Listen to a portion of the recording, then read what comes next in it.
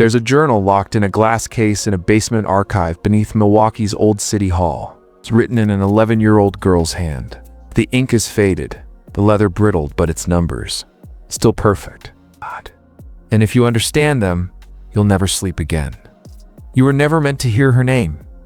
Emma Richter. She wasn't famous. She didn't make the newspapers. No school named after her, no statue, not even a grave. Because the people of Milwaukee in 1873 did something far more permanent than kill her. They erased her. Erased the girl who could predict deaths with mathematical precision. The girl who mapped the secrets of her neighbors with the cold detachment of a machine, who saw betrayal, violence, and death as easily as you and I see the sky. They said she was a miracle. Then they said she was cursed. But neither label ever fit what Emma was a threat. It's a threat to the carefully kept illusions of polite society. A threat to the men who built their lives on lies. A threat to the church that branded her mind a danger. And a threat to science, because her mind didn't obey its rules. By age 11, Emma could do something no adult dared admit. She could see the patterns beneath human behavior. She could calculate probabilities so precisely that chance itself became meaningless. If you walked past her window more than once, she knew your secrets. If you ever lied, she remembered the moment your voice betrayed you. And when she began writing it all down in a strange cipher no one has ever fully cracked. Milwaukee's German quarter turned on her family like wolves. But before she vanished, Emma left behind something far more dangerous than predictions. She left behind proof. Proof that human behavior isn't random. We are all living inside a system of control, a grid of habits, rituals, secrets, lies. And if a child could decode that grid, what else might be possible? This is the story of a girl the world wasn't ready for. A girl whose disappearance was no accident. It was necessary to preserve the illusion that we are free. But once you hear her story, that illusion will start to crack. And once it cracks, you don't come back the same. Keep watching, because the system counts on your silence. Emma counted on something else. Emma Richter was born 3 weeks early, during a storm that nearly capsized the ship carrying her family from Bavaria to the United States. According to her mother's journal, Emma didn't cry at births. She just opened her eyes, wide, silent, watching by age 4. She was repeating adult conversations word for word days after they happened. By 6, she could recite an entire sermon after hearing it once. But it wasn't until she started calculating death that people understood what she really was. She had no friends. She didn't play. She didn't pretend. Emma watched. She counted. She memorized. She mapped the village down to every lamplight, door hinge, and footstep. At first, it was seen as a curiosity, a blessing even, a genius. Child, gifted by God? But Emma wasn't gifted. Emma was exact. One morning in February 1873, she told her mother that a man named Dietrich would die that day at exactly 14 p.m. She even explained why. His drinking pattern had changed by 12%. His steps were uneven, his food intake down by 20%. She gave her prediction with clinical calm over a bowl of porridge, and he did die right on time. The brewery chalked it up to heart failure. But those who had heard what Emma said beforehand didn't sleep that night. Then came the scandal. Another precise prediction. A man would return early from work because of a lame horse sketching his wife in the arms of another man. Emma had tracked the horse's limp, her routine, his. It all added up. When it happened, exactly as she said, the whispers turned to panic. Because this wasn't coincidence. This wasn't guessing. This was calculation. Human behavior reduced. 2 equations. But it was more than that. Emma didn't just analyze people.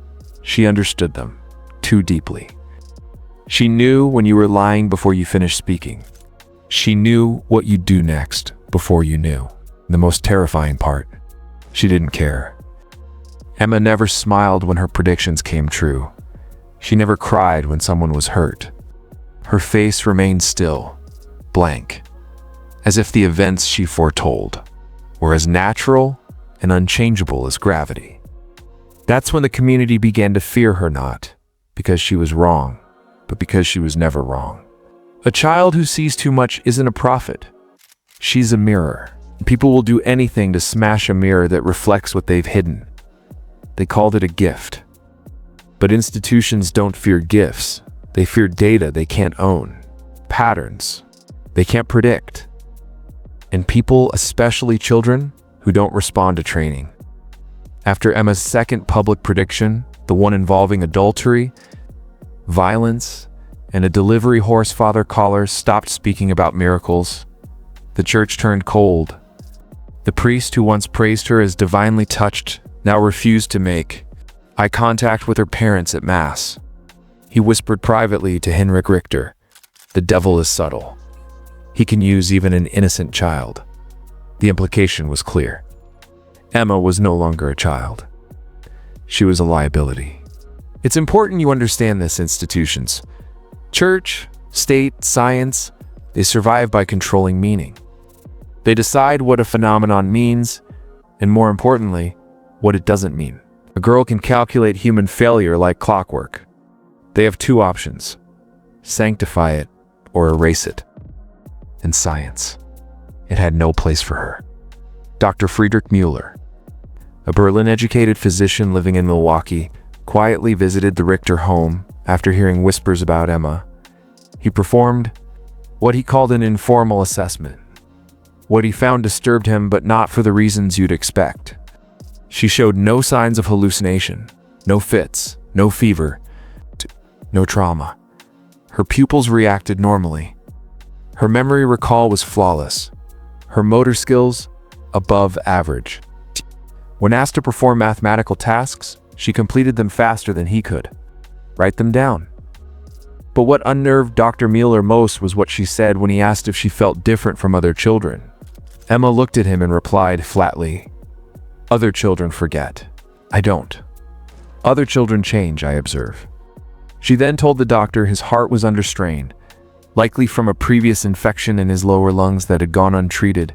He laughed nervously, till she described in detail the exact day he collapsed at age 28 while walking in Berlin. "Never told anyone about that." Müller wrote only 2 sentences in his notes. "This is not Savanism. This is precision. Beyond neurology, I recommend suppression." He locked the notes in a drawer and never returned. Why? Because Emma wasn't just smarter. She was outside the system, untrained, untainted, and uncontrollable. And if a system cannot mold a mind like that, it must quarantine it or destroy it, because men in power fear one thing more than rebellion: accuracy. In the final weeks before her disappearance, Emma Richter began drawing maps, not of streets, not of homes, but of human motion. She charted how people moved through the world: paths, pauses, glances, hesitation, repetition. She tracked it all. With ink and ruler, she built geometric diagrams that no one in Milwaukee could understand. And when her father peeked into her leather-bound journal, he saw patterns so precise they made him feel sick. Triangles connecting the bakery, the schoolhouse, and the church. Arcs labeled with times and names. Symbols recurring every 9 pages. And in the margins, formulas. Notations. Sequences that looked more like cryptography than arithmetic. Emma was not studying her community. She was decoding it. See, most people live in loops. They walk the same routes, lie at the same times, cheat the same ways, sin on schedule, and repent on command. We think we're unique. But Emma saw that we aren't. She realized what very few men ever do. The system doesn't just control society. It controls behavior itself. And behavior can be predicted, manipulated, weaponized. She watched it happen every day. A man hesitates at the bakery door. He's hiding something. A woman turns her wrist 3 times before she speaks. That's rehearsed speech, not spontaneous. A child looks down before entering the church guilt, before ritual. Emma's world was not emotional, it was statistical. When someone deviated from their baseline by more than 10%, she knew something was coming. and she began writing predictions. In code, 3 people fled Milwaukee in the same week, families who had secrets only Emma could have seen. One had buried something, one had stolen, one had killed. She never accused. She never intervened. But her silence was louder than any scream. They ran because they knew she knew. Now ask yourself, what kind of child discovers a hidden structure beneath normal life, doesn't try to escape it? The answer, a child who's already outside of it. Emma had become something different. She wasn't just seeing patterns. She was beginning to model outcomes. When she whispered to her mother for more before the snow melts, no one knew what she meant. Until 4 funerals took place in 10 days. And yet not a single adult confronted her, because deep down they didn't want to know the truth. Wanted plausible deniability. They wanted to sleep. But Emma had already broken the spell. She had proven the system wasn't natural. It was engineered. It began with the cemetery. Emma's journal, quiet, brown, unassuming, suddenly shifted. The drawings were no longer about townspeople, no longer about gestures or roads or windows. The new maps she drew all centered on one thing, the graves.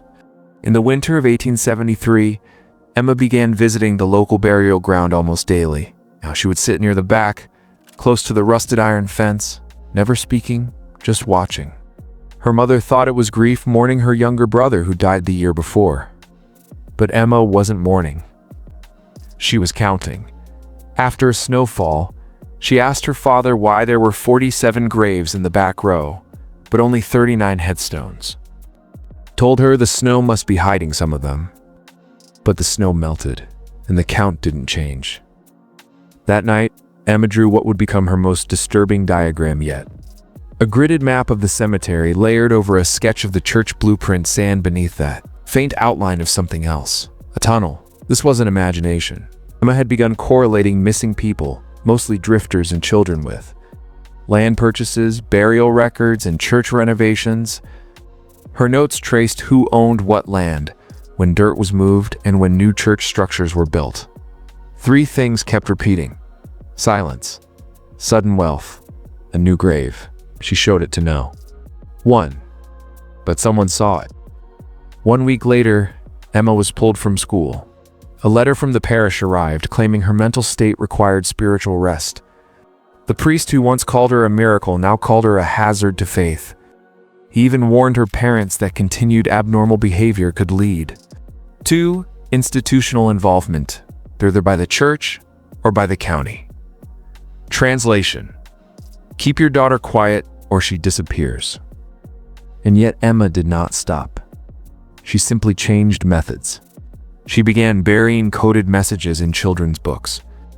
One was found years later inside a copy of the Pilgrim's Progress at the Milwaukee Public Library. In it, she described a place beneath the church floorboards, lined with old boots and broken rosaries. She called it the corridor of forgetting. She also wrote this: they lie with names they never gave. Their lives unrecorded, their blood unconfessed. The system must eat the nameless to preserve the respected. This wasn't madness. It was revelation. Emma Richter wasn't unraveling a single mystery. She was exposing an architecture of erasure. Design older than the town itself, one that required sacrifice, obedience, and above all, silence. Now that she had seen it, there was no way back. Emma Richter disappeared twice. The first time was symbolic. Her name was erased from the church roster. Her attendance records at school were lost in the fire.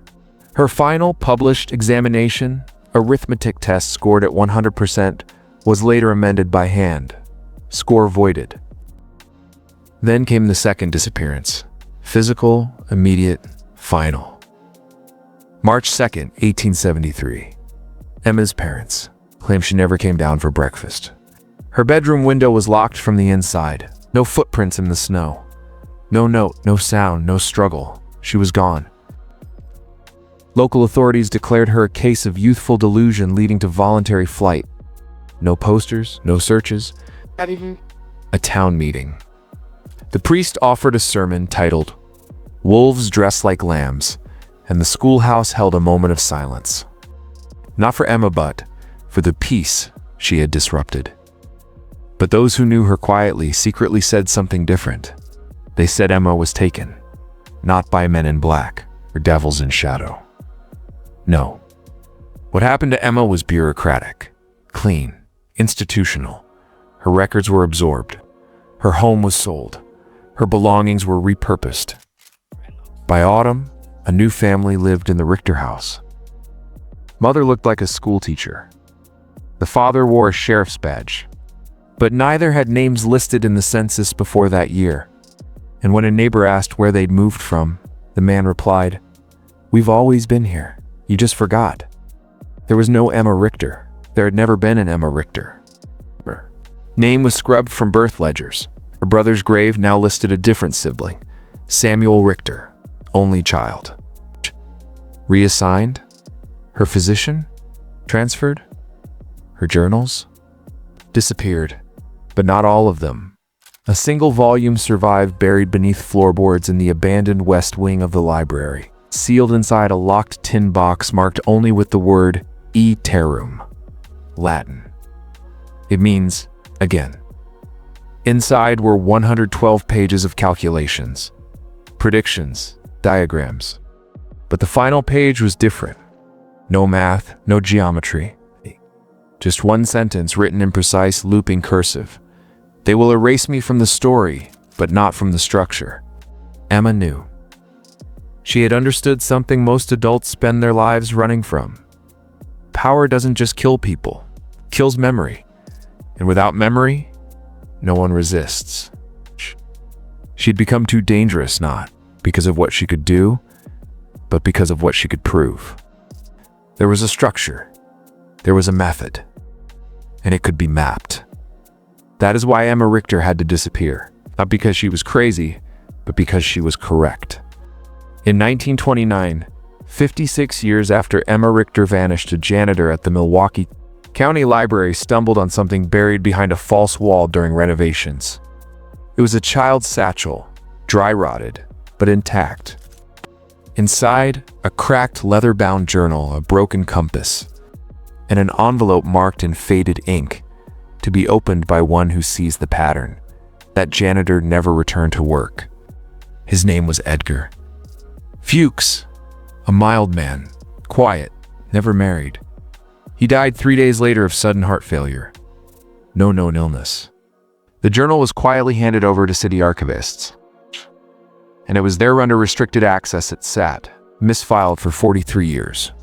Until 1972, that's when Dr. Harriet Lang, a cognitive linguist researching predictive behavior in children, was granted access to the archive for an unrelated project. By accident, Tor Design she discovered Emma's writings. Lang was the first to decode part of it. Emma hadn't been scribbling. She had created a grid, a mathematical sequence that corresponded to behavioral triggers in people. Eye movement, breath, rhythm, hand gestures. What Emma recorded were predictive behaviors, so precisely they could anticipate future actions within a 96% certainty. Right? But Lang found something else. On the final page, beneath the original looping cursive, was a second line written in a different hand. Black ink, angular script, undated. She wasn't predicting. She was measuring. Lang's research was immediately pulled. Her notes were seized by the Federal Office of Cognitive Surveillance. Her colleagues were silenced. She was later institutionalized for what they called paranoiac delusions of structured determinism. But in her final published paper, smuggled into an obscure European journal, Lang made a chilling claim.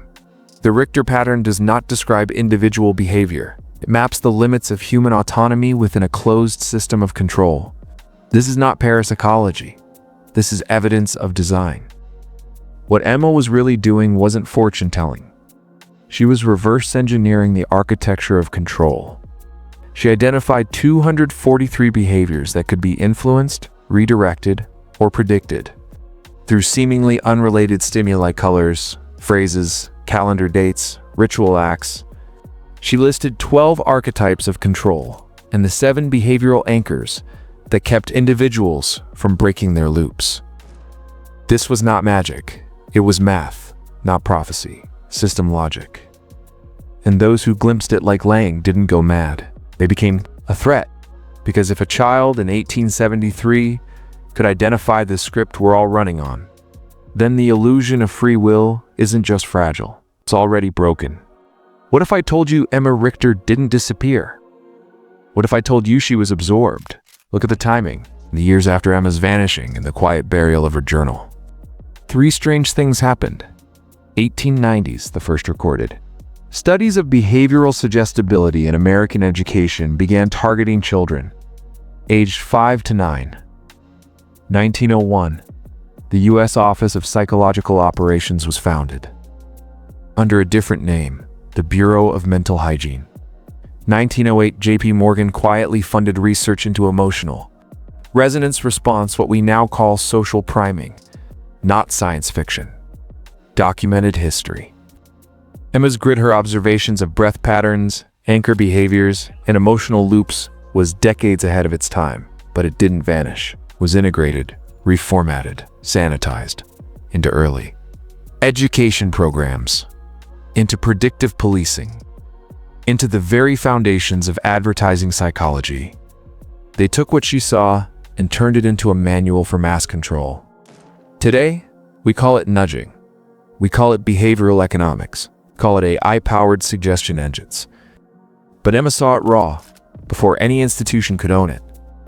Do you remember the 243 behaviors she mapped? Behavioral anchors, she called them. They show up now in every major content platform: the 3-second engagement delay, the scrolling loop illusion, the manufactured rage cycle, color emotion synchronization. Emma mapped these by hand, and now algorithms track you using updated versions of that exact grid. She wasn't a prophet. She was a threat to the illusion of agency, and that's why they buried her.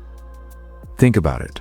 Girl in 1873, accurately documenting response conditioning, using only observation. That kind of intelligence doesn't just vanish. It's collected, hidden, weaponized. And if you're wondering whether Emma's work is still alive, ask yourself this. Why do you feel like someone is always 5 seconds ahead of you? Why does your feed know your fears before you do? A child's notebook from the 19th century mirror the operating system of every modern surveillance tool. Emma didn't vanish. She was preloaded into the system that now studies you.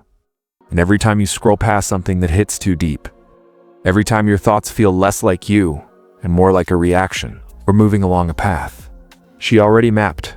Oh. It was 1986 when the journal surfaced again. A demolition crew was clearing the remains of the Richter farmhouse collapsed after decades of disuse. One of the workers found a wooden chest, sealed with copper nails. Inside, a series of neatly wrapped parchment bundles. At the top, faded but legible, was a name written in looping cursive. E. Richter. At first, no one cared. The documents were nearly a century old, filled with charts, symbols, and what one worker called crazy math.